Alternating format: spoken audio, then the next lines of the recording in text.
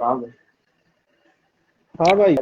जैसे कि आप सबको मालूम है, आज हम लोग एआईपीजीटी की बात करने के लिए सर से बड़ा मुश्किल से कोई टाइम लिया है बिजी शेड्यूल के अंदर से, और सर ने हमको अपना कीमती समय दिया है। और आज हम लोग एआईपीजीटी के लिए सर से बात करेंगे। और सर को वैसे सब लोग जानते ही हैं, Virendra Bishnoi sir RGC coaching भी चलाते हैं, और जिसके अंदर सर हर साल सैकड़ों बच्चों को सिलेक्शन देते हैं। 1000 से ज्यादा बच्चे आज तक सर ने निकाल चुके हैं। ये एक बहुत बड़ी अचीवमेंट है। तो सबसे पहले जब एआईपीजीटी की बात कर रहे हैं तो हम बात करेंगे सबसे पहले कि कितनी एआईपीजीटी में कितनी सीट्स हैं। यार ऑल इंडिया की 1500 के आसपास सीट्स है अभी, 1500 गवर्नमेंट गवर्नमेंट की। प्राइवेट को मिला के और 2200-2300 सीट है, 2500 मैक्स टू मैक्स, 2500 के आसपास। और गवर्नमेंट की जो 1500 के आसपास सीट है, उसमें से 700 के आसपास क्लिनिकल की सीट्स, 700 क्लिनिकल है और 800 के आसपास नॉन क्लिनिकल की सीट्स है। और एपीजीटी इतनी बड़ी चीज है नहीं, पर अपने साथ में क्या है कि अपन लोग ज्यादातर क्या करते हैं कि यूजी टाइम में इतना ध्यान देते नहीं है, तो फिर जी एकदम सर। से क्या है कि वो ऊपर आने वाली सी चीज हो जाती है। तो फिर वहाँ फियर फाइट फ्लाइट वाली चीजें हैं, एड्रेनलिन के जो सिक्रेशन है वो बढ़ जाते हैं, तब घबराहट हो जाती है। बाकी अगर आप ओवरऑल देखो ना, जितनी भी अदर स्ट्रीम्स है, उनके जो पोस्ट ग्रेजुएशन के एग्जाम है, उनका सिलेबस है, उसके हिसाब से सोचा जाए तो मुझे नहीं लगता कि कोई बहुत ज्यादा इसका लेंथी सिलेबस है या ऐसा है। यूपी में कितनी गवर्नमेंट सीट्स है? यूपी में गवर्नमेंट सीट्स का मुझे ठीक से पूरा नंबर तो याद नहीं है, पर जहां तक मेरा अंदाजा है कि 200 के आसपास टोटल गवर्नमेंट, सॉरी 200 के आसपास टोटल सीट्स होनी चाहिए, जिसमें से 100 के आसपास गवर्नमेंट सीट होगी। और इस साल शायद बढ़ भी सकती है वहां पर कुछ जगहों पर सीट्स। आप लोगों की जो भी क्वारीज है आप नीचे डालते जाइए, हम साथ साथ डिस्कस करते जाएंगे उसको भी। तो सर सबसे पहले मैं पूछना चाहूंगा कि क्या एक एवरेज स्टूडेंट एआईपीजीटी निकाल सकता है या उसकी तैयारी कर सकता है या करनी चाहिए? देखो, आप जो एवरेज स्टूडेंट बोल रहे हो ना, उसका बेस आप मेरे हिसाब से ये रख रहे होंगे यूजी के अंदर उसके मार्क्स या उसकी जी परफॉर्मेंस या किस तरह। जी। मैं देखो, मुझे नहीं पता ये ठीक है कि नहीं ये कहना, लेकिन मुझे ऐसा लगता है कि यूजी के परसेंटेज का और यूजी की पढ़ाई का ज्यादा रिलेवेंस नहीं है ये पीजीटी। जैसे मैंने बहुत से ऐसे स्टूडेंट देखे जो यूजी के अंदर टॉपर है, एग्रीगेटेड उनके 80% है, first year second year third year के मिला के। लेकिन एआईपीजीटी जो है वो फर्स्ट थिंग एमसीक्यू बेस्ड है। यूजी के अंदर आपकी राइटिंग अच्छी है और आपने श्लोक रट रखे हैं, तो भी 70-75% बना सकते हो, कोई बड़ी बात नहीं है। और मेरे हिसाब से यूजी में जो बच्चे टैलेंटेड होते हैं लेकिन जिनकी राइटिंग ठीक नहीं होती है या जिनको श्लोक रटना नहीं आता है, उन बच्चों के परसेंटेज नहीं बनते हैं, वो बिलो मीडियम क्लास में भी चले जाते हैं, मतलब कि बस ग्रेस वगैरह लग के पास होते हैं। तो उसका इससे कोई लेना देना नहीं है, ये totally different kind of journey. आपको मैं तो ऐसे कह रहा हूं, जिसने यूजी में बहुत कम पढ़ रखा होता है ना, वो यही पीजीटी में बहुत अच्छे से पढ़ सकता है। रीजन ये है कि कोरा कागज है, उस पर ठीक से लिखा जा सकता है। और यूजी के अंदर अगर पहली बात तो अपना जो लिटरेचर है उसमें ऐसा नहीं है कि सारी किताबें खराब है या सारी गाइड बुक खराब है, लेकिन अधिकतर जो बुक्स है उनके अंदर बहुत ज्यादा टाइपिंग मिस्टेक्स हैं, रेफरेंस का इश्यू है, और सिलेबस का पॉइंट क्या है, और चरक सुषुप्त वाग्भट करके और उसको जबरदस्ती लेंथी करके और 4 पेज बना दिए, जबकि वो अगर एपीजीटी के पॉइंट ऑफ व्यू से देखें 2 वर्ड्स है। हाँ जी। हाँ सर, तो एक सवाल ये भी है कि जब एक स्टूडेंट पास आउट होता है इंटर्नशिप करने के बाद, तो उसको एआईपीजीटी की तैयारी करनी चाहिए या एमओ की तैयारी करनी चाहिए? फ्यूचर स्कोप किसमें ज्यादा अच्छा है? यार मैं इसमें एक बात कहूंगा, जो एआईपीजीटी की प्रिपरेशन होती है ना, जी वो वैसी वाली बात है कि एक बार तो सबको करनी है। मैं ऐसा क्यों बोल रहा हूं, क्योंकि चाहे मेडिकल ऑफिसर का एग्जाम हो या फिर चाहे आपका एआईपीजीटी का एग्जाम, सिलेबस तो सेम है दोनों का। दूसरा मैं आपका जो क्वेश्चन है उस पर आता हूं। मान लीजिए एक बच्चा है, उसका एमओ में भी हो रहा है और एआईपीजीटी में भी हो रहा है, तो उसको डेफिनेटली एमओ में जाना चाहिए। पीजी में क्यों नहीं जाना चाहिए वो मैं बता देता हूं। गवर्नमेंट एमओ ज्वाइन करने के बाद में एमओ के अंदर रिजर्व सीट होती है पोस्ट ग्रेजुएशन के लिए। तो आप 2 साल बाद नौकरी करेंगे और आपका प्रोबेशन पीरियड पूरा हो जाता है, तो 2 साल के बाद में आप इन सर्विस कोटा के थ्रू अगर आते हैं तो बहुत ही कम परसेंटेज पे आप बहुत अच्छी सीट से वापस पीजी कर सकते हैं। लेकिन अगर एआईपीजीटी या पीजी आपने क्रैक कर लिया और पीजी में एडमिशन ले लिया और आपने एमओ ज्वाइन नहीं करा, तो मेडिकल ऑफिसर की जो नौकरी आती है उसका वो तो गवर्नमेंट बेस्ड है, स्टेट गवर्नमेंट के अधीन है कि जितनी पोस्ट खाली होगी, फिर उसके बाद में जो फाइनेंशियल मिनिस्टर है वो उसको अप्रूवल देगा, फिर सेक्रेटरीट अप्रूवल देगा, फिर डायरेक्टरेट अप्रूवल देगा, तब जाके और वो जो है नई पोस्ट आती है कि भाई इतनी खाली थी, इन पे इतने आयुर्वेद चिकित्सक चाहिए। तो उसमें 5 साल लग सकते हैं, 10 साल भी लग सकते हैं, 1 साल में 2 बार भी आ सकती है। तो उसमें कुछ निश्चितता नहीं है और वो परमानेंट जॉब है मेडिकल ऑफिसर वाली। तो मेडिकल ऑफिसर ज्वाइन करना चाहिए। एआईपीजीटी और मेडिकल ऑफिसर के आपका कंपेयर अगर दोनों करते हैं तो बेटर है कि आप मेडिकल ऑफिसर ज्वाइन करें। अच्छा, तो एक सवाल ये भी है कि कौन से ईयर के साथ एआईपीजीटी की तैयारी को शुरू करना चाहिए? क्योंकि जब स्टूडेंट बेसिक में यूजी में आता है तो उसको पहले अपना एग्जाम पास आउट ज्यादा दिखता है, पीजी को भूल जाता है। 3rd या 4th ईयर तक वो पहुंचता है तब वो सोचता है कि फाइनल ईयर पे ध्यान दूं या पीजी की तैयारी करूं। किस हिसाब से उसको मैनेज करना चाहिए? देखो, इसमें मैं ऐसा कहूंगा कि अपना जो बच्चों के पढ़ने का और पढ़ाने का और कुछ हद तक जो अपना सिलेबस डिजाइन कर रखा है ना, वो त्रुटिपूर्ण है। आपको आश्चर्य होगा ये जान के कि सुश्रुत संहिता बीएमएस के सिलेबस में कहीं मेंशन ही नहीं है। चरक संहिता मेंशन्ड है, इवन चरक संहिता अभी फर्स्ट ईयर में भी आ गई, लेकिन सुश्रुत संहिता एज ए ग्रंथ या एज ए संहिता इसका कोई पेपर नहीं लगता। अब आप कहेंगे कि शालाक्य और शल्य में कवर हो जाता है, तो ऐसे तो फिर कायिक चिकित्सा भी फाइनल ईयर में है और स्वस्थ व्रत है और निदान जो है वो आपका रोग विकृति में आ जाएगा। ऐसा तो चरक संहिता भी आ रही है। पॉइंट ये है कि जब तक चरक सुश्रुत वाग्भट ये सिलेबस में नहीं है, मतलब 2 तो है लेकिन उसमें भी हृदय है, उसका भी सूत्र स्थान है, तो मैं ये कहना चाहूंगा कि अगर ये सोचा जाए कि ये पीजीटी की प्रिपरेशन कब से चालू कर देनी चाहिए, तो मेरे हिसाब से ये है कि 2nd ईयर में जब बच्चा आता है तो चरक संहिता उसके सिलेबस में आ जाती है फर्स्ट वाली। 2nd ईयर में दोनों चरक पढ़ लेनी चाहिए, मतलब चरक पूर्वार्ध और उत्तरार्ध दोनों आपको 2nd ईयर में निपटा देनी चाहिए। अब इसका फायदा क्या होगा?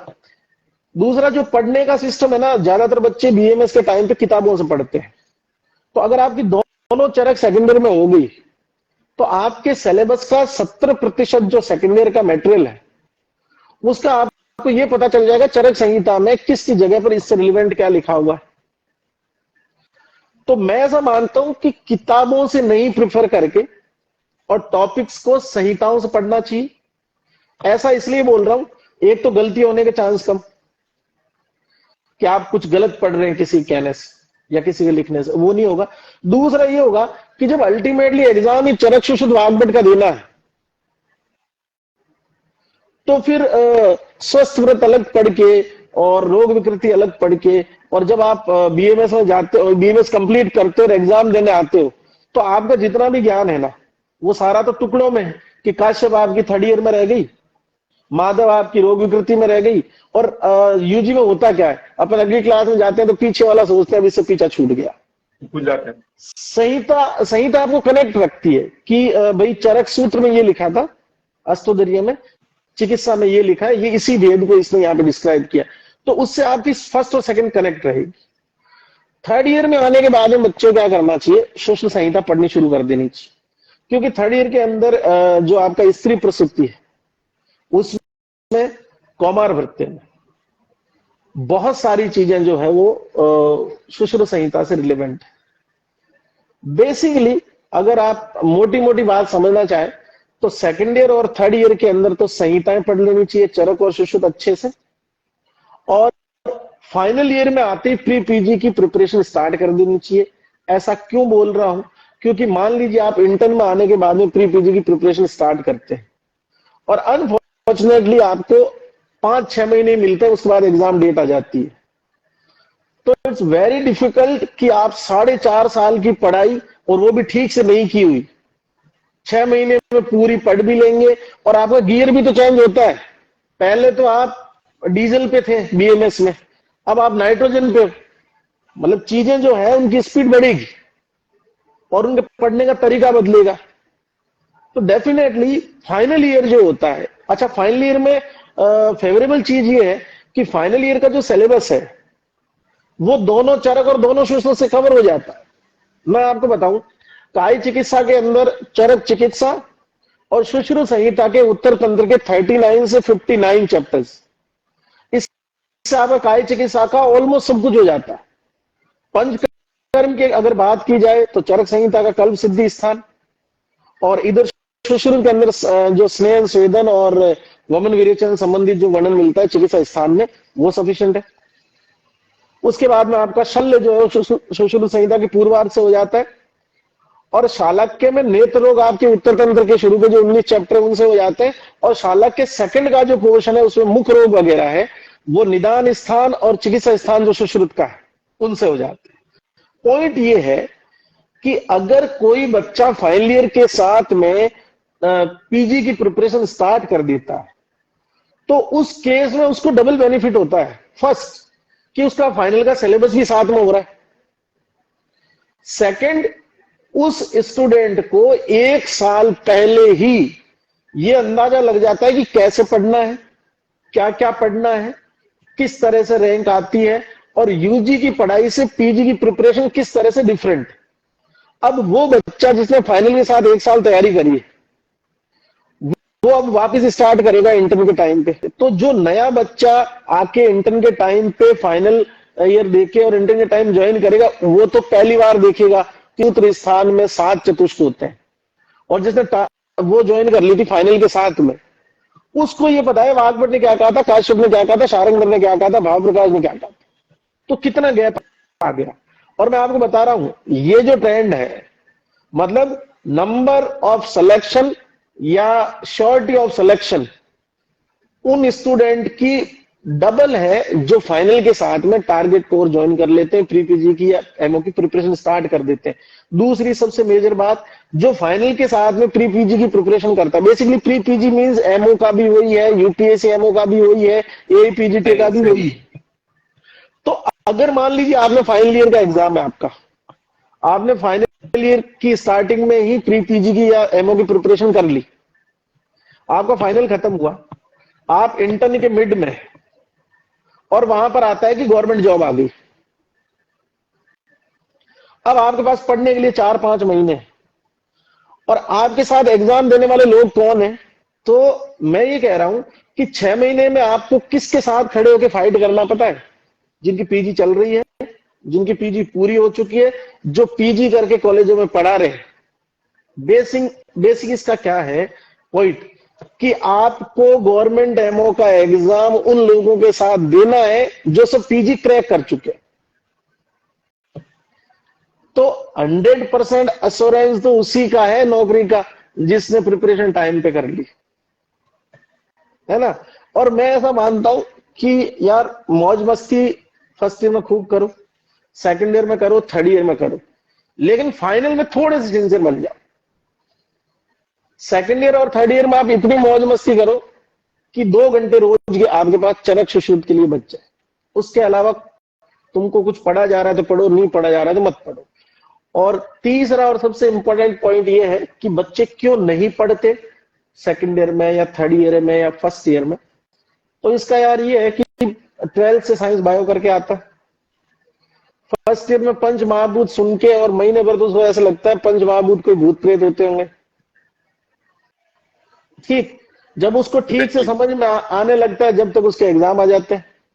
जब तक पढ़ाने का पैटर्न चेंज नहीं होगा, जब तक सिलेबस जो डिजाइन है उसको नहीं बदला जाएगा, तब तक एक आम बच्चे को इंटरेस्टिंग नहीं लगेगी चीजें। या फिर फैकल्टी और टीचर ऐसे हो जो उसको इंटरेस्टिंग बना के बताए। एक्चुअल प्रॉब्लम ये है कि कोई भी बच्चा आयुर्वेद में आते ही, मोस्ट ऑफ द जिनकी मैं बात कर रहा हूँ, साइंस बैकग्राउंड से बिलोंग करते हैं और साइंस काम करती है प्रत्यक्ष के सिद्धांत पे। अब जो बच्चा आ रहा है उसको आप बोल रहे हो वात पित्त का, वो बोल रहा कहाँ है, दिखाओ। अब ये तो आप उसको समझाओ ना कि वात, पित्त और कफ ये फिजियोलॉजिकल कैटेगरीज है चीजों की बॉडी के अंदर, तो वो मान लेगा कि अच्छा ऐसा है। एनाटॉमिकल इनका एग्जिस्टेंस उतना क्लियर नहीं है जितना इनका फिजियोलॉजिकल है। और आप देखते होंगे कि वात, पित्त, कफ, दोष, धातु, मल, ये सब जो है आपके फिजियोलॉजी के सब्जेक्ट में, मतलब उसके सिलेबस में। जो आपके एनाटॉमी में है वो तो आपकी अस्थियां हैं, वो सब जो प्रत्यक्ष दिखने वाली चीजें वो है। तो बेसिक बात ये है कि जब तक आप फर्स्ट ईयर के बच्चे को एक्सेप्टेंस नहीं दिला पा रहे कि आयुर्वेद में ये लिखा हुआ है, इसका ये मीनिंग है, और जब तक वो मानेगा नहीं, जब तक उस चीज को समझ नहीं पाएगा, एक्सेप्ट नहीं करेगा, तब तक उसको याद रह ही नहीं सकता। इसलिए फर्स्ट ईयर में उसका इंटरेस्ट खत्म हो गया। सेकेंड ईयर में जब वो आता है तो बड़ी सी किताब देखता है चरक की, और एक फोबिया पहले चल रहा होता है कि इतने सारे सीनियर को चरक में बैठ लेती। सीनियर भी उसी तरह से हालात के मारे हुए होते हैं। फर्स्ट ईयर में, अभी मैं वही बात कर रहा हूँ जो क्वेश्चन आया ना, फर्स्ट ईयर में बेस कैसे बनाए। तो देखो, फर्स्ट ईयर में बेस बनाने का बेसिक मीनिंग, आप दो सब्जेक्ट पे फोकस करो, एनाटॉमी और फिजियोलॉजी, रचना और क्रिया। और अपनी जो भी फैकल्टी, जो भी टीचर आपको पढ़ाते हैं, उनसे पूछो कि सर मैं 12वीं करके आया हूं बायोलॉजी में, मुझे नहीं समझ आ रहा वात पित्त क्या है, आप मेरे को पहले बेसिक लैंग्वेज में समझाओ ताकि मैं कुछ समझ पाऊं। समझ पा रहे हैं? अब यार नया नया बच्चा है, कोचिंग लगाई उसने AIPMT के लिए, वो पहली बात तो फ्रस्ट्रेशन में है कि MBBS में हुआ नहीं। दूसरी बात, अब वो नाम का, बेसिकली नाम का डॉक्टर बनने ही आता है आदमी, है ना, तो वो नाम का डॉक्टर बनने आ रहा है, उसमें आप उसको आते ही बोल रहे हो कि कल ये 10 श्लोक याद करके आना, नहीं तो क्लास से बाहर निकाल दूंगा। अब उसने संस्कृत पढ़ी नहीं हो मान लो। एना और फिजियो दो ऐसे सब्जेक्ट है जो मॉडर्न साइंस और आयुर्वेद को कनेक्ट करते हैं फर्स्ट ईयर। अगर कोई टीचर दोष, धातु, मल को सिस्टम से कोरिलेट करके पढ़ाए, उससे जोड़ के समझाए, बच्चा इंटरेस्ट लेगा 100%। पर एनाटॉमी जो है उसको तो बिल्कुल कर सकता है, मॉडर्न क्या कहे चाहे आयुर्वेद क्या कहे, जो हार्ट है वो हार्ट है, जो लीवर है वो है। अब कैडेवर नहीं है अगर कॉलेज में, तो आप उसको डमी पे समझाओ, लेकिन एनाटॉमी और फिजियोलॉजी की थ्योरी की क्लासेस भी लैब में होनी चाहिए। लैब में होने का फायदा यह है कि उसको एक हाइपोथेसिस बनाने की जरूरत नहीं पड़ेगी। अभी तक किताबों में उसने यही पढ़ा है कि आंख का डायग्राम ऐसे बनाते हैं, लीवर का ऐसे बनाते हैं। अब टाइम है उसको दिखाओ, लीवर की ये लोब है, ये उसका एंटीरियर पोर्शन है, ये पोस्टीरियर है, ये इस, मेरे कहने का सेंस ये है कि वे ऑफ टीचिंग अगर बदले तो जरूर बच्चे इंटरेस्ट लेने लगेंगे। एक बड़ी वो है विडम्बना कि संहिता को बच्चे उससे पढ़ते हैं, संक्षिप्त चरक आती है, संक्षिप्त सुश्रुत आती है, तुझे डिटेल नहीं समझ आ रही है तो संक्षिप्त पढ़ के कैसे कुछ सीख जाएगा। सही बात। भाई आप डेरिवेटिव फॉर्म ही नहीं समझ पा रहे हो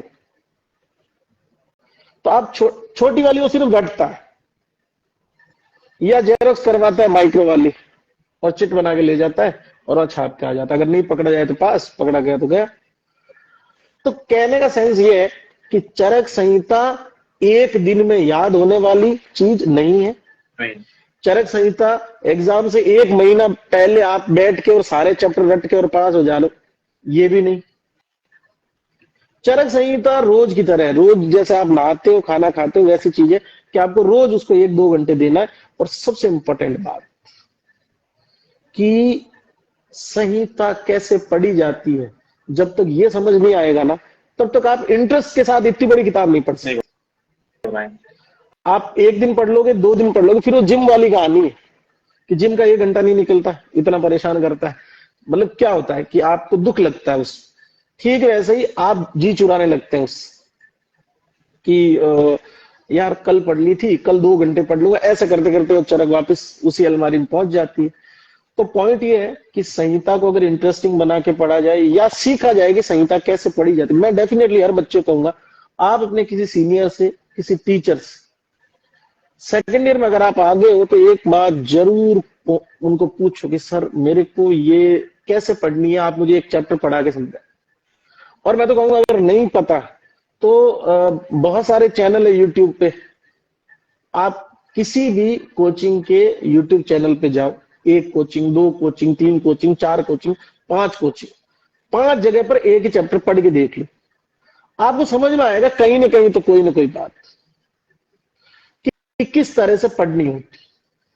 तो डेफिनेट है कि बिना सीखे ये वो ड्राइविंग वाली बात है कि आपको ड्राइविंग नहीं आती, गाड़ी कितनी अच्छी, आप ये कहोगे खटारा है, चलती नहीं है, चलती नहीं, आपको चलानी नहीं आती। तो संहिता सीखनी पड़ती है कि कैसे पढ़ी जाती है। वाईटी चैनल का नाम बोली, एक तो बोल लेता हूँ, आरजी से उदयपुर वाला हमारा ही चैनल पड़ा, उस पर जाके देख लीजिएगा, 1 से लेके 12 चैप्टर मिल जाएंगे उसमें आपको।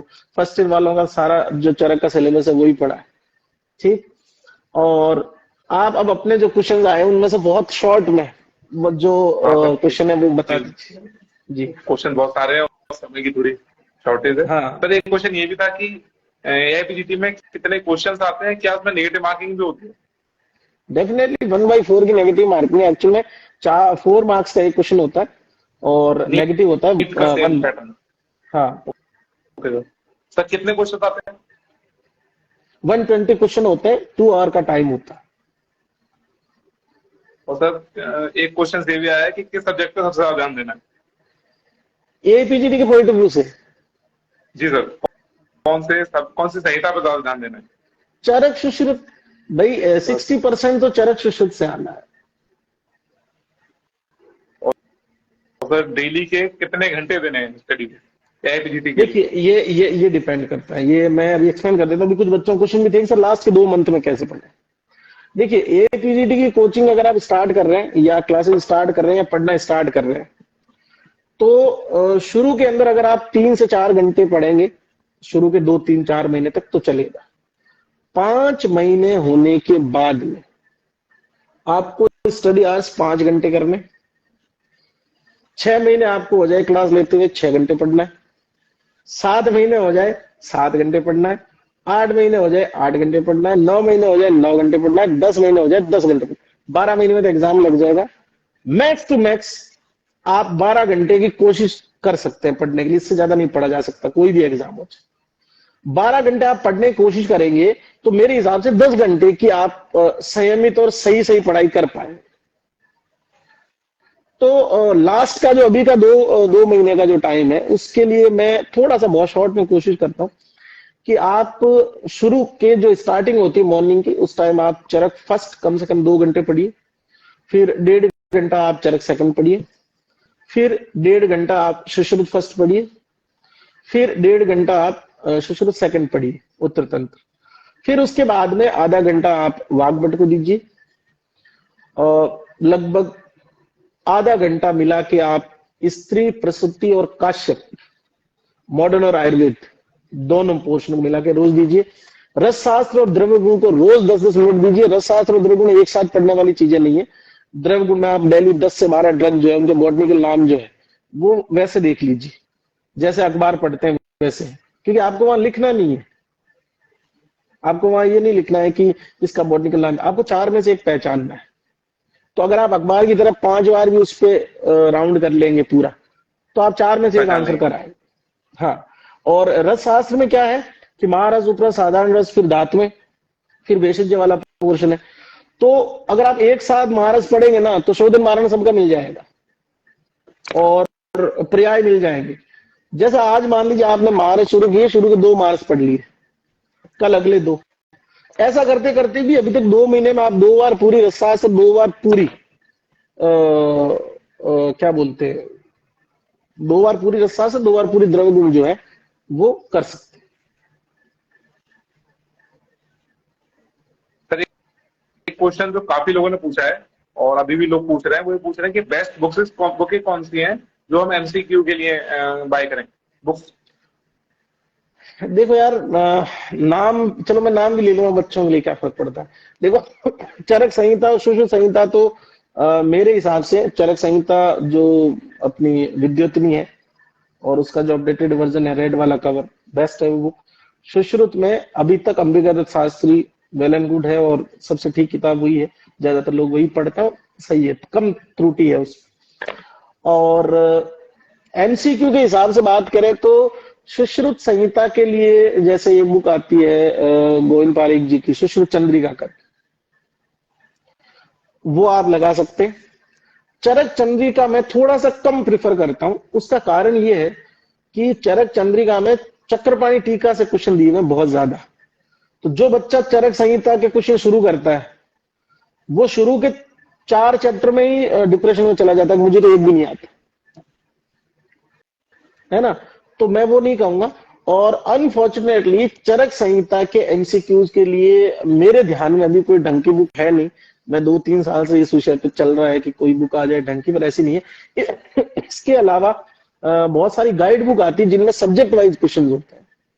जैसे आपने 2-3 नाम सुन रखे होंगे, एक जी प्रभाकर राव आती है, ओल्ड पेपर्स आपको गोविंद पारीक मिल जाएंगे, और एक ग्लोबल करके बुक आती है, उसमें भी कुछ कुछ क्वेश्चन जो है उनका पैटर्न मेरे को ठीक लगा। हाँ, ये सही बात है कि पूरी किताब में सब कुछ सही नहीं हो सकता, लेकिन ऐसा भी नहीं है कि सब कुछ ही खराब है। हाँ, कुछ जगह त्रुटि हो सकती है, ठीक है। चरक पुरानी विद्योतनी उसको अच्छे से पढ़िए। अब रेड वाली खरीदना ठीक, डेफिनेटली आप रेड वाली खरीदें और इस बहाने एक रीडिंग और लग जाएगी, एक रीडिंग और लग जाएगी उसको मार्क करने में, और चश्मे का नंबर नहीं बढ़ेगा। पुरानी वाली के फॉन्ट बहुत छोटे थे, इस वाली के फॉन्ट बहुत सही है। एक क्वेश्चन अभी आया था एपीजीटी के पॉइंट ऑफ व्यू से, मॉडर्न का कितना वेटेज है, क्या परसेंटेज। देखिए ये है कि 20% क्वेश्चन मॉडर्न के आएंगे। अब दो बात हो सकती है, या तो 10 सबको आएंगे और 10 बहुत टफ होंगे। तो उन टफ वाले क्वेश्चन में से मेरा ऐसा अंदाजा है कि मुश्किल से कोई 1-2 बच्चा उनको अटेंड करने की हिम्मत करेगा, बाकी छोड़ेगा। तो अगर मॉडर्न के क्वेश्चन एग्जाम पेपर में बहुत ज्यादा टफ लग रहे हैं, आपको लग रहा है मैंने कभी जिंदगी में नहीं सुने ऐसे, तो आप उनको छूना मत, क्योंकि सेलेक्ट होने वाला कोई भी नहीं छुएगा उसको। रीजन ये है कि तुक्के के सही होने के चांस 25% और नेगेटिव हो गया तो जो चरक का याद कर रखा था ना उसको भी ले जाएगा 1 नंबर उसमें से, और जो नहीं आता वो डेफिनेट जो है वो होगा, मतलब कि नेगेटिव होना ही होना है। तो मेरा कहना ये है कि मॉडर्न की बेसिक्स आपको पता होनी चाहिए, एनाटॉमी, फिजियोलॉजी और जो सिस्टम्स है उनके बारे में नॉलेज होना चाहिए। कॉमन डिजीज है उनके बारे में पता होनी चाहिए। बहुत ज्यादा एक्सट्रीम डीप जाने की जरूरत नहीं है कि पता चले आप हैरिसन लेके बैठे हैं उसके नोट्स बना रहे हैं तो फिर चरक कब पढ़ोगे। मेरे हिसाब से मॉडर्न उतनी पढ़नी चाहिए जितनी सब पढ़ रहे हैं। आप अगर ये सोच रहे हैं कि आप डीप मॉडर्न पढ़ के और सेलेक्ट हो जाए पीजी में, असंभव। इसलिए असंभव कह रहा हूं क्योंकि वो अपने आप में आयुर्वेद से भी बड़ी एक गाथा है। अगर वो पढ़ोगे तो तैयारी के लिए 2 साल और चाहिए। तो वहां की बेसिक चीजें मॉडर्न की आपको पता होनी चाहिए, बेसिक सिस्टम्स पता होने चाहिए, बेसिक मेडिसिन, बेसिक पैथोलॉजी जो आप बीएमएस लेवल में बेसिकली पढ़ते हैं उससे काम बन जाता है। कुछ गाइड बुक में मिल जाता है मटेरियल, कॉमन गाइड बुक्स में जो उन सब्जेक्ट के लिए लिखा हुआ वो जरूर उसमें जो आपको पढ़ लेना चाहिए। यस सर, नेक्स्ट क्वेश्चन ये है कि एक अच्छी कोचिंग का कितने % योगदान, कंट्रीब्यूशन होता है एक एमपी के सिलेक्शन के लिए। यार, चरक सूत्र 1 में उसने कहा है, वैसे तो अग्निवेश ने, कि आत्रेय ने सबको बराबर उपदेश दिया था, लेकिन मुझ में बुद्धि विशेष थी कि मैंने चरक संहिता वो अग्निवेश तंत्र लिख दिया, है ना। कुछ हद तक वो बात ठीक भी है, और क्योंकि उस टाइम पर टीचर अच्छे हुआ करते थे और अच्छे टीचर्स की अवेलेबिलिटी होती थी। मैं इसमें किसी को बुरा नहीं कहना चाह रहा, लेकिन मैं ये कहूंगा कि जो एजुकेशन लेवल अभी है अपनी आयुर्वेद की कॉलेजेस में, वो खोखला कर रहा है कहीं ना कहीं सिस्टम को, बच्चों को इंटरेस्ट जगा ही नहीं पा रहा वो आयुर्वेद के लिए पढ़ने के लिए। मोस्ट ऑफ, सारे तो नहीं कहूंगा लेकिन अधिकतर जो है लोग, वो बस अपना टाइम पीरियड पूरा करते हैं 9 से 5 का, चाहे वो फैकल्टी हो, चाहे वो बच्चे हो, चाहे वो प्रिंसिपल हो। जो डेडिकेशन और जो इंटरेस्ट, मैं ऐसा सोचता हूँ, आप देखो एलकेजी यूकेजी में जो बच्चा पढ़ने जाता है उसको ए फॉर एप्पल पढ़ाते हैं तो एप्पल दिखाते हैं साथ। जी आयुर्वेद आयुर्वेद आप बीएमएस फर्स्ट ईयर में आप ए फॉर एप्पल ही तो सीख रहे हो आयुर्वेद का। तो आपने देखा होगा एलकेजी यूकेजी और नर्सरी क्लासेस को इतना अट्रैक्टिव क्यों बनाया जाता है कि एप्पल, बॉल, कैट, डॉग सबकी फोटोज बनी होती है इंटरेस्ट पैदा करने के लिए कि बच्चा पढ़ाई वाले ट्रैक पे आए। अब अगर आप वहां जाते ही बोलो कि एक से ए से लेके जेड तक ये होता है, कल सारा याद करके आना, नहीं पढ़ेगा, हो गया भाड़ जाए ऐसे पढ़ाई। तो पॉइंट ये है कि हमें बीएमएस फर्स्ट ईयर के बच्चे को एलकेजी यूकेजी के बच्चे की तरह ट्रीट करके उसका इंटरेस्ट पैदा करना पड़ेगा और तब मजा आएगा आयुर्वेद पढ़ने में। और ये इंटरेस्ट पैदा करेगी फैकल्टी, टीचर, ये उन सब की रिस्पॉन्सिबिलिटी है। मैं ऐसा मानता हूं कि बच्चे नहीं पढ़ते, ये तो परिणाम है, ये तो कार्य है। कारण तो हम सब लोग हैं ना, जो ठीक से बच्चों में इंटरेस्ट पैदा ही नहीं कर पा रहे हैं पढ़ने के लिए। पैदा नहीं कर। यस तो नेक्स्ट क्वेश्चन है कि क्या इंटर्नशिप और प्रैक्टिस के साथ पीजी की तैयारी हो सकती है? नहीं, बिल्कुल नहीं हो सकती। मैं किसी को भी ये एडवाइस नहीं करता। आपको बहुत श्योर होना चाहिए चीजों को लेकर। लाइक कि जब आप इंटर्नशिप क्या फाइनल ईयर कर रहे होते हैं उस टाइम आपको डिसाइड कर लेना चाहिए कि मेरे को प्रैक्टिस करनी है डायरेक्ट, या फिर मुझे पहले पीजी करना है, पीजी में सीखना है और फिर प्रैक्टिस करनी है। इसमें अगर कंपेयर करें तो वैसे तो बड़ा इंडिविजुअल पॉइंट है ये कि बहुत से बच्चे ऐसे कहते हैं मुझे पीजी नहीं करनी सर, मुझे प्रैक्टिस करनी है। बहुत से ऐसे बोलते हैं कि नहीं सर प्रैक्टिस नहीं, मेरे को पीजी करनी। मेरा ऐसा मानना है कि अधिकांश बहुत 10% कॉलेजेस को छोड़ दें तो 90% कॉलेजेस में यूजी लेवल में बच्चा ट्रीटमेंट करना तो नहीं सीख पाता, नहीं देख पाता है साइड से। तो अब अगर ये बच्चा सोसाइटी में जाएगा और वहां क्लिनिक खोल भी लेगा तो कोई यादृच्छिक तरीके से किसी का ट्रीटमेंट कर जाए तो आई डोंट नो कि जो है। बाकी बहुत कम चांस है कि 1000 में से एक बच्चा कोई फल फूल जाए अगर उसको कोई सही सानिध्य या सपोर्ट मिल जाए तो। पीजी इसमें क्या करती है, पीजी आपको बेस बना के देती है। फर्स्ट थिंग, आपके नाम के आगे एमडी लगता है। सेकेंड थिंग, 3 साल आपको गवर्नमेंट कॉलेजेस में जिस कॉलेज से आप यूजी कर रहे हैं उससे तो बेटर ही एटमॉस्फेयर मिलेगा, उससे ज्यादा ही पेशेंट मिलेंगे और उससे ज्यादा नए टीचर मिलेंगे। ठीक है। थर्ड और सबसे इंपॉर्टेंट, जितने भी लोग आयुर्वेदा में 90% से लेके 95% स्टूडेंट जो है वो मिडियम क्लास फैमिली से बिलोंग करते हैं। क्योंकि पैसे वाले होते तो रशिया होते है ना, बीएमएस का वो एमबीबीएस करके आ जाते वहां से, या यहाँ के प्राइवेट कॉलेजेस से एमबीबीएस कर लेते। तो कहीं ना कहीं अपनी फैमिली कंडीशंस है जिन जो भी कारण रही है ना, तो अपने पास में इतना फाइनेंशियली कोई भी बीएमएस का बच्चा बीएमएस करते ही साउंड नहीं होता कि वो 25 लाख का पंचकर्मा सेटअप खोल के बैठ जाए। पीजी के 3 साल के टाइम ड्यूरेशन में बेसिकली होता ये है कि आपको कम से कम 30 से 35 लाख रुपए गवर्नमेंट देती है, और अब तो और ज्यादा 40 लाख रुपए दे रही है, प्लस पोस्ट ग्रेजुएशन की डिग्री देती है। और इन सब चीजों के अलावा जो सबसे खास बात है, 3 साल आप जब एकेडमिक्स में रहते हैं तो आप में कॉन्फिडेंस डेवलप होता है। तो 3 साल आपकी एक डिग्री मिली, आपकी नेम वैल्यू जो है वो ग्रो करी, और आप फाइनेंशियली साउंड हो गए कि आप अपना सेटअप खोल सकते हैं। तो मेरे हिसाब से पीजी की प्रिपरेशन इसलिए जरूरी है, एक तो। दूसरा, पीजी करने के बाद में आपकी गवर्नमेंट जॉब पे डिपेंडेंसी ऑलमोस्ट नहीं रहती, हट जाती है। आप अपने परिवार को बहुत अच्छे तरीके से चला सकते हैं, इतनी सैलरी आपको मिल जाती है। फाइनेंशियल अनस्टेबल कंडीशन में क्या सही रहेगा, मैं पक्का बता रहा हूं, जिसकी फाइनेंशियल कंडीशन ठीक नहीं है ना, वो 1 साल जहर के घूंट और पी ले, लेकिन तैयारी कर ले, जिंदगी सुधर जाएगी। नहीं तो प्रैक्टिस में अगर आप जाएंगे तो कम से कम स्टेबल होने में आपको 5 से 6 साल लग जाएंगे, वो भी ठीक ट्रैक पे चले तो। तो हो सकता है कि कुछ इधर उधर भी हो जाए तो फिर तो और ज्यादा मिस्टेक हो जाएगी चीजें। तो आप जितने परेशान सर है, एक पीजी के साल बाद, थोड़े और परेशान हो जाइए, तो बेटर है कि आपकी फाइनेंशियल कंडीशन भी उसमें इंप्रूव हो जाएगी। यस। सर पीजी के बाद टीचिंग के अलावा और क्या क्या स्कोप रहते हैं, टीचिंग के अलावा या देखिए, प्रैक्टिस के अलावा? पोस्ट ग्रेजुएशन जो है वो आपसे टीचिंग में आपको एडिशनली ऑप्शन मिल रहा है। जी। पोस्ट ग्रेजुएशन जो है वो आपको चिकित्सा करने में और निपुणता देती है, फर्स्ट थिंग।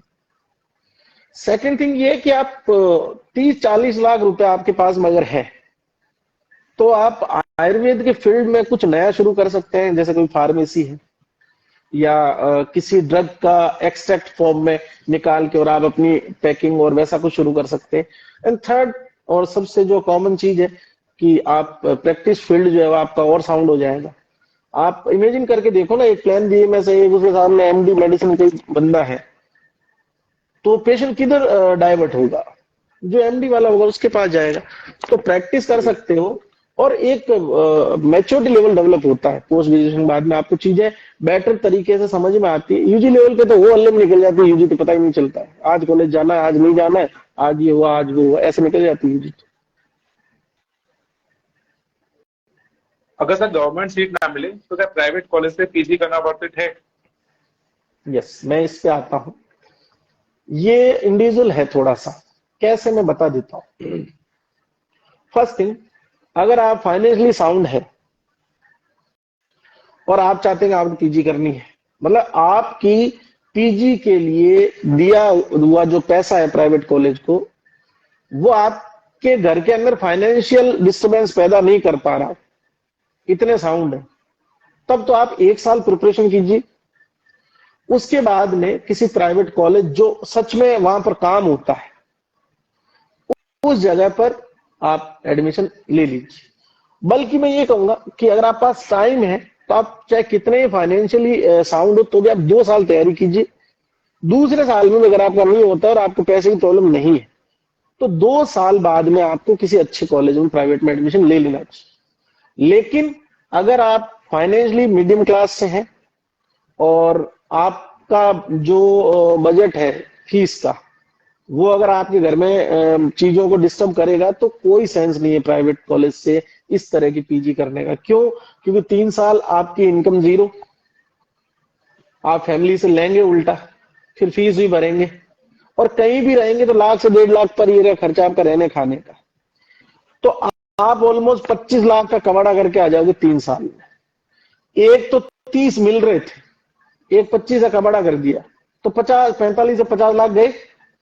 उसके बाद में आपकी सैलरी क्या हो सकती है? मैक्स टू मैक्स आप किसी कॉलेज में जाओगे तो स्टार्टिंग 50,000 और आपने 12th और कोचिंग जो एपीएमटी की करी थी उसके बाद में कम से कम 8 साल लगा दिए, तो कोई मुझे सेंस नहीं लगता उसका। हाँ, आपको आप फाइनेंशियली साउंड हो, आपको कुछ कमाना वमाना नहीं है, लेकिन आपको पता है कि मैं पढ़ नहीं पा रहा हूँ और मुझे नाम के साथ में अच्छे सब्जेक्ट का पीजी का टैग चाहिए, तो आप घर में खूब पैसा है तो क्या फर्क पड़ता है, कर लो पीजी प्राइवेट से।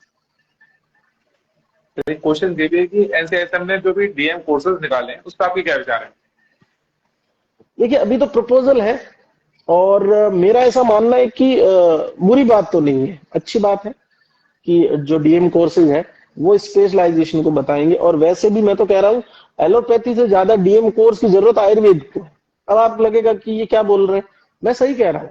आप देखो ना, Ayurveda person to person individual है ट्रीटमेंट को लेके, तो हमारे जितना स्पेसिफिक तो कोई हो ही नहीं सकता किसी डिजीज के ट्रीटमेंट को लेके। हम तो एक डिजीज में एक एक पेशेंट को अलग सब्जेक्ट की तरह ट्रीट कर सके, इतना लिटरेचर हमारे पास, रोगी की प्रकृति, उसका देश, उसकी आयु, क्या क्या नहीं है। तो स्पेशलाइजेशन नीड डेफिनेटली है और डीएम अगर होगा तो ये पक्का है कि रिसर्च और इम्प्रूव होगी, चीजें और बेहतर होगी। और मेरे हिसाब से ये अच्छी चीज है कि आयुर्वेद के अंदर डीएम कोर्सेज जो है वो एनसीएसएम प्लान कर रही है। यस। सर एक लास्ट क्वेश्चन, आपने सर जो क्वेश्चन थे वो तो आपने किसी न किसी जवाब के साथ में सब बता ही दिए हैं, तो ज्यादा क्वेश्चन बचे नहीं है। ठीक है, एक लास्ट क्वेश्चन है कि फाइनल कंक्लूजन क्या निकला कि हम किस तरीके से तैयारी करें लास्ट कंक्लूजन शॉर्ट में। किस चीज को लेके, मतलब थोड़ा सा एक्सप्लेन करो। एबीजीटी के लिए, एबीजीटी के लिए हम किस तरीके से कितना टाइम लेके तैयारी करने के लिए आए। मैं बता देता हूँ आपको। सेकंड ईयर थर्ड ईयर में मस्त से चरक पढ़ो, सुश्रुत पढ़ो। फाइनल ईयर की स्टार्टिंग में ही प्री पीजी या गवर्नमेंट एमओ की प्रिपरेशन स्टार्ट करो और इंटर्नशिप के साथ में फिर से करो। दोनों तरह से काम आएगी और जम के तैयारी करो, क्योंकि एक बार तैयारी तो करनी पड़ेगी, उसके बिना ना गवर्नमेंट जॉब लग सकती है ना पोस्ट ग्रेजुएशन में हो सकता है। मतलब बड़ी बड़ी मोटी मोटी बात ये है। दूसरा ये है कि आयुर्वेद को इंटरेस्ट के साथ पढ़ना सीखो, उसको बाहर लेके पढ़ोगे तो कभी याद नहीं होगा। अगर आपने वो किसी फॉरेन लैंग्वेज की किताब ला के दे दी, बोले इसको पढ़, तो नहीं पढ़ेगा। सीआरयू के बारे में यही कहूंगा कि अगर पीजी करना है तो सीआरयू पे ज्यादा ध्यान मत दो। अगर हो भी जाए तो मेरे हिसाब से उसमें ऐसा है कि अगर आप फाइनेंशियली साउंड है तो सीआरयू ज्वाइन मत करो। 1 साल तक की नौकरी है वो, उसके बाद में ज्यादा कोई सक्सेस रेट है नहीं उसकी, तो जरूरत नहीं है उसकी करने की बिल्कुल भी। अगर आप फाइनेंशियली डिस्टर्ब है या फैमिली को नीड है कि साल के 6-7 लाख रुपए भी इन्वेस्टमेंट चाहिए, आप पे कोई बर्डन है, तो सीआरए भी कर लो, उसके साथ में पीजी की तैयारी करते रहो। तो बेसिक फिनोमिना ये है भाई लोग कि संहिता पे फोकस रहो और सब्जेक्ट किताबों से कम पढ़ो, उन्हीं टॉपिक को संहिताओं से पढ़ो, या यूं कहूंगा संहिताएं पढ़ लो, सब्जेक्ट अपने आप क्लियर हो जाएंगे। सेकंड ईयर के अंदर चरक अच्छे से पढ़ लो, थर्ड ईयर में चरक के साथ सुश्रुत अच्छे से पढ़ लो, फोर्थ ईयर में पूरी कंप्लीट तैयारी कर लो और इंटर्न के साथ में जल्दबाजी में जो तैयारी होती है वो करो। पीजी की तैयारी कब से करनी चाहिए? पीजी की तैयारी सेकंड ईयर थर्ड ईयर में तो चरक सुश्रुत से करनी चाहिए, वो पीजी की है और आपके सब्जेक्ट की भी है। फोर्थ ईयर से प्रॉपर आप पूरी साल का जो सिलेबस होता है, पूरा टारगेट होता है, वो टारगेट लेके किसी ढंग की कोचिंग में, किसी ढंग के टीचर, ढंग के सीनियर से पढ़ना शुरू करो। डेफिनेटली बहुत ज्यादा बेनिफिट रहेगा आपको, मेरे हिसाब से ऐसा मेरा मानना है। बाकी कोई सवाल हो, कोई जवाब हो तो कहीं ना कहीं मिलता रहूंगा मैं, या तो इस पेज पे जो तुम सबका फेवरेट है भाई, ये इसका कूल गाइज वाला अपना, और या इंस्टा पे मेरे मोबाइल नंबर ही पड़े होंगे, इस पे आपको मिल जाएंगे। हाँ, मैसेज के रिप्लाई देने में टाइम लग सकता है मुझे, 2-3 दिन 4 दिन भी लग जाए, बहुत ज्यादा अर्जेंट हो तो फोन कर सकते हो, और ऐप वगैरह पे मिल जाऊंगा कहीं ना कहीं तुमको। पर हाँ, मैं ये कहूंगा कि पहले संहिता पढ़ना सीखना। गाड़ी चाहे मर्सिडीज ले आओ, चलानी नहीं आती है तो मजा नहीं है, आप यही कहोगे नहीं चल पा रही है। बेसिक बात ये है। एक लास्ट क्वेश्चन हो गया कि ऑनलाइन कोचिंग और ऑफलाइन कोचिंग में क्या डिफरेंस रहेगा प्रिपरेशन के लिए? देखिए, मैं ऐसा मानता हूं कि पहले जैसे टेलीफोन्स हुआ करते थे, उसके बाद में मोबाइल आए, फिर मोबाइल के बाद में स्क्रीन टच फोन आ गए, पहले कीपैड था, फिर स्क्रीन टच के बाद में वॉइस कॉलिंग से वीडियो कॉलिंग पे आया था। तो क्रमिक विकास है ये। अगर आपके पास में अपॉर्चुनिटी है तो मेरे हिसाब से ऑनलाइन ऑफलाइन का कोई फर्क नहीं पड़ता। आप जब 3 घंटे की पिक्चर और 25 घंटे की वेब सीरीज एक फोन पे देख के समझ सकते हो पूरी रात जग के, तो रोज का 1 घंटा पढ़ने में कोई बड़ी बात नहीं है, बहुत अच्छे समझ में आता है। लेआउट सही होना चाहिए कोचिंग का। कोई भी ऑनलाइन कोचिंग हो, अगर वो किसी जूम या गूगल ऐसे प्लेटफॉर्म से पढ़ा रही है तो निश्चित रूप से बच्चों के साथ में गलत हो रहा है।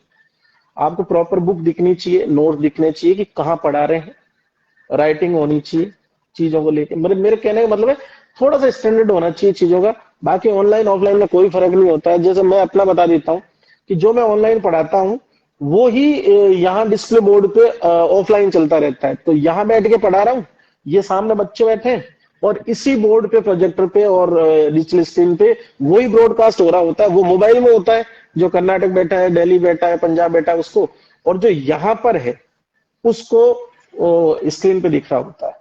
तो कोई खास फर्क नहीं। हाँ, कुछ लोगों का ऐसा, कुछ बच्चों का ऐसा शुरू में होता है कि सर मेरे को ऑनलाइन में समझ में नहीं आता है। आप ट्राई करो। अगर आप वैसा नहीं कर सकते हो तो जिस जगह पर आपको समझ में आता है आप अपने वहां से लीव लेके और वहां पढ़ने जाओ। पढ़ना इंपॉर्टेंट है, बाकी सब चीजें हो जाती है। जब भूख लगी होती है ना तो फिर स्वाद नहीं देखा जाता है। जिसमें ये भूख होगी एपीजीटी की, एमओ के एग्जाम क्लियर करने की, फिर वो उसका फोकस अलग होगा। ये बहुत छोटी चीजें होती है। बाकी मेरा ऐसा मानना है कि ऑनलाइन ऑफलाइन दोनों अपनी अपनी जगह सही है और प्रॉपर उसका लेआउट होना चाहिए ऑनलाइन कोचिंग का, तो मजा आता है पढ़ने में। ओरिएंटेड होना चाहिए बच्चा। यस सर एक लास्ट सवाल जो बहुत ज्यादा पूछा गया है, वैसे तो कोई सवाल है ही नहीं, लेकिन फिर भी वो बहुत ज्यादा पूछा गया है, इसलिए मैं आपसे पूछता हूँ कि सर बहुत कम पढ़कर या ना पढ़कर कैसे एपीजी सीट निकाल सकते हैं? कुछ नहीं करना है, एक किताब लेनी है और एक पर्ची लेनी है, उस पर्ची पे लिखना है एआईपीजीटी, किताब भी बीच में डाल देनी है और फिर निकाल उस सीट देंगे। को निकाल लेना है, तो बस निकल जाएगी एआईपीजीटी की सीट।